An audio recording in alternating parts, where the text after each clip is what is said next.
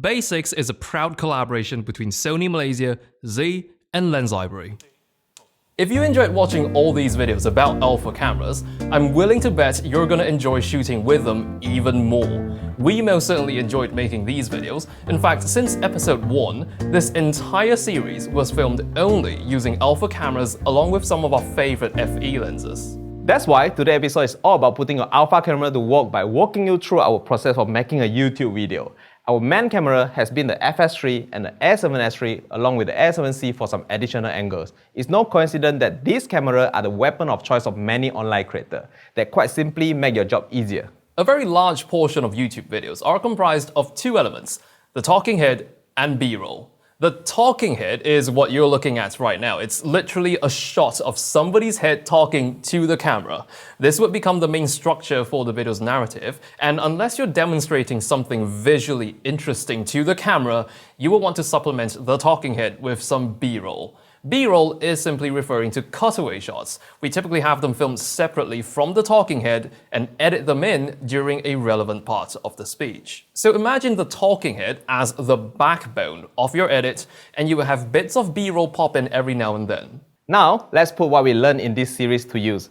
Before we begin rolling, make sure we have decided on a frame rate. We are going with 24 frames per second.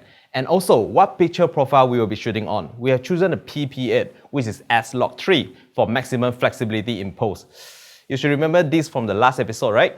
And this should go without saying, but you should make sure your exposure is set properly before you begin rolling. And since we have no intentions of zooming in or out during this talking head, we're opting to go with a prime lens. I wanted something natural without looking too wide or too tight, so this shot was filmed on the 35mm f1.4 G Master.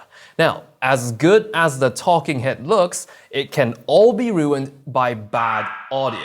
So to make sure that doesn't happen, we are currently using the ECM-W2BT, which is a very fuss-free audio solution, especially for YouTube videos. It can be as easy as having the transmitter clipped onto my shirt and the receiver attached onto the camera's multi-interface shoe. But for a more discreet look on camera, we're also using the ECM-LV1 stereo lavalier microphone, and that's plugged into the transmitter, which will allow us to position that transmitter out of view from the camera. For talking head, our alpha camera have one feature that is super helpful, real-time eye autofocus.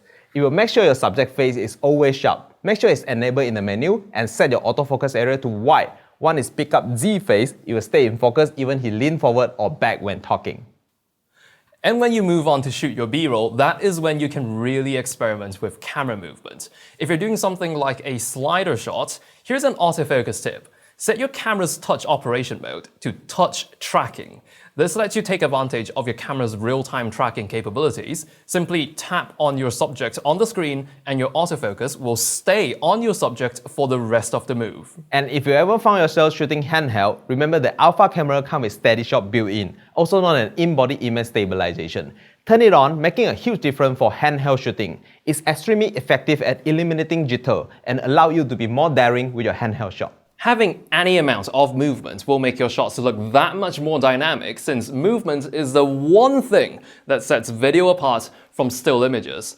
Lucky for us, the modern-day shooter, technologies like steady shot and real-time tracking have really made pulling off these shots so much more approachable than they were before. And it's all built into these compact little cameras.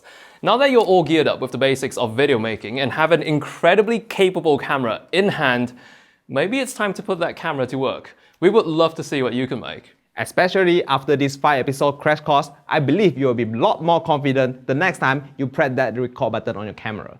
Thank you so much for joining us on Basic. I'm Jayz and this is Z. And we'll be seeing you around. When do we shoot the advance? After my vacation.